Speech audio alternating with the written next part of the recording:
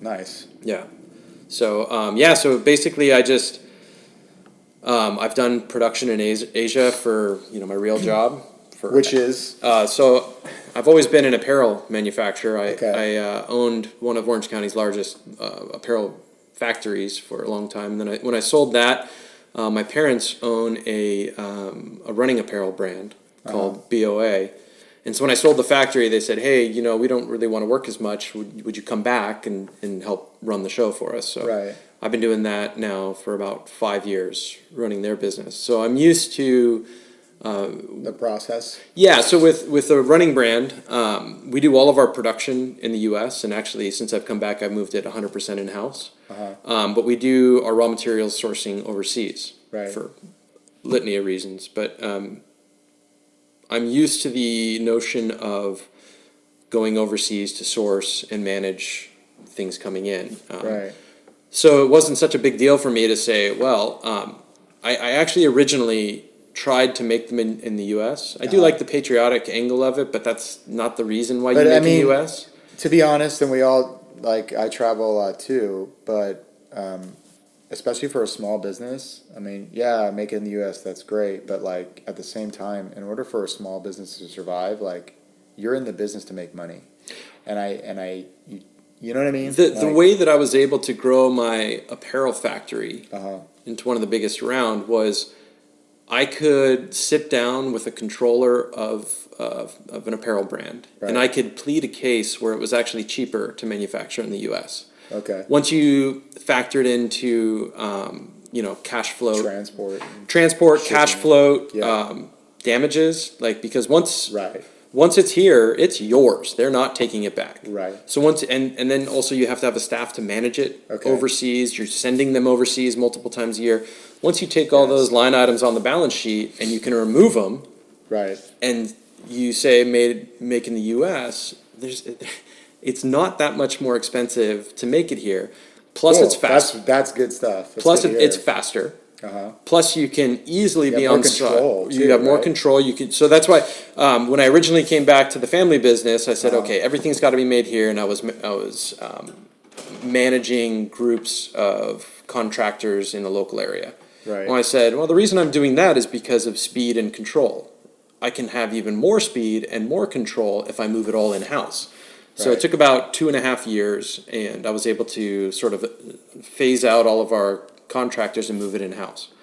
So the ultimate goal of Vizi, if it ever worked, would be ultimately to be manufacturing them in-house. That's a ways down, because the machinery costs are so high. But I've already proven through the family business that it is cheaper to make it in the U.S. So especially if you're making it yourself, it's cheaper to make it here than it is to manage the make and import. But it seems like it's a much larger investment up front, though, right? It is, because now you want to make it in house, but you've got to get machines. You've got I've seen this with CNC machines and things like that. I can go to the guy down the street who has a metalworks place and he can make it for me. Yeah.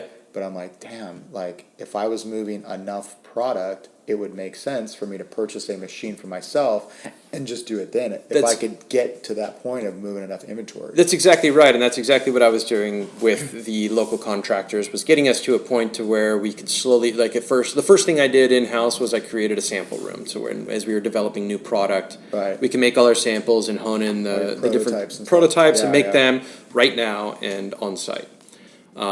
Now that everything is 100% in-house, I have so much flexibility that, let's say my design team comes up with a new idea. I can have that from idea into product, into the photo booth, on the website, literally the same day. I can have that done. So now, instead of when I was working in Asia, when it would take months, I would have to plan 1.5 years out. Right, because they're producing just...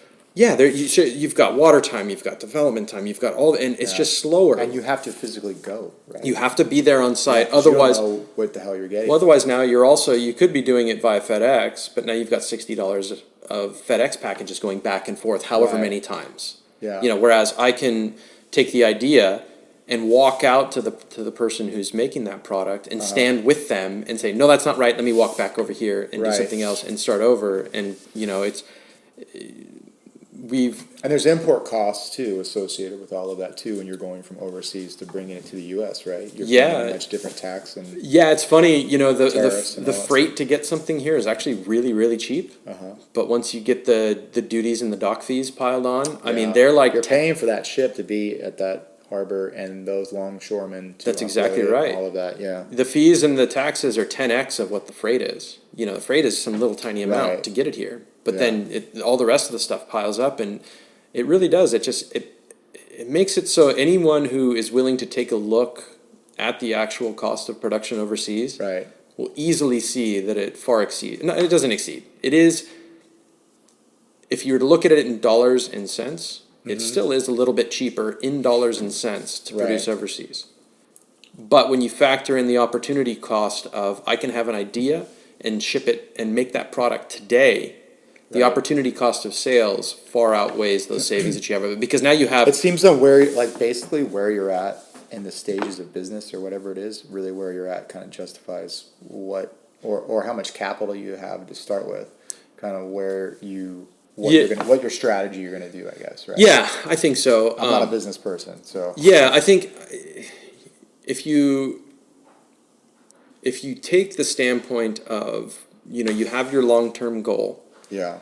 And you, instead of just thinking, man, that goal seems so far away, there's no way I'm ever going to be able to do that.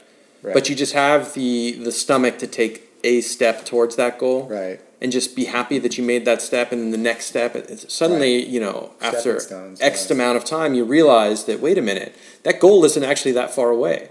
Right. Because I've made these little steps along the way to get there. It's the same thing with Vizi. It's like, I want to create a new company to make vacuum seal bags. Cool. I've never made a vacuum seal bag. Right. I don't know how to do that. What's the first step?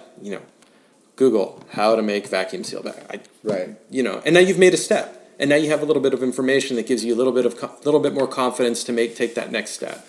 So I don't know. So this is. I mean, I'm glad we're talking about this because this is kind of what I wanted to go over for all those guys out there that have ideas and things like that. Like we all do. Everybody's got an idea, right? Mm-hmm. But to get your idea from out of your head into something that's tangible and physical and moving forward. That's a whole nother level. And then it takes capital, somewhat of some bit of money to get it going from an idea to something that is a product that you can sell, right? How, from a business standpoint, did you decide, your first step was you Googled what the hell basically is it, how do I make a vacuum bag? Then from that point, what was your next approach? Okay, I figured out how to do that. Where can I get these made, or what? Yeah, so we live in a world now where all the information that you could ever want is literally one keystroke away. That's amazing. And so all you have to do is just brainstorm questions. And I have this thing where I work with Post-it notes, so the little sticky back Post-it notes. Yeah. And I will try to brainstorm whatever that long-term path is, and I'll write each individual thing on a Post-it note and I'll stick it on a wall. Okay. In no particular order. And then you stand back and you look at it and you say, okay, what is priority? What do I need to do first? And then you start reorganizing those things. And I think the biggest asset to anybody who wants to do anything on their own is to not be afraid to totally fail. To say that I'm going to try this and I may lose every bit of time, money, everything that I put into this. Doesn't matter. You have to be willing to take that risk. I mean, I've started, sold, and killed multiple businesses in my life. I mean, and the ones that you kill sometimes cost money and sometimes cost a lot of money. I mean, there was one business deal that I had that went completely sideways, and I lost every dollar that I had ever earned in my entire life. Right. I literally went to flat broke. And it was one of those things where it was like, ouch. Right. And you take a step back. And I did the same thing with the Post-it notes. I said, okay, what are the things that I did? What got me to the place where I am right now, where I'm broke? Yeah. Where I had my daughter's college, was done, and now it's gone. Yeah. What did I do to get here? Put those things up on the wall again, and I'm like, all right, time to recalibrate. Well, and that's a mindset thing too, right? I mean, you can't be afraid to fail. You learn more through failure than anything, it seems like. That's where you learn a lot. if you never failed, it's like then you never really learned anything. You just did what you did, and if it worked great. Yeah.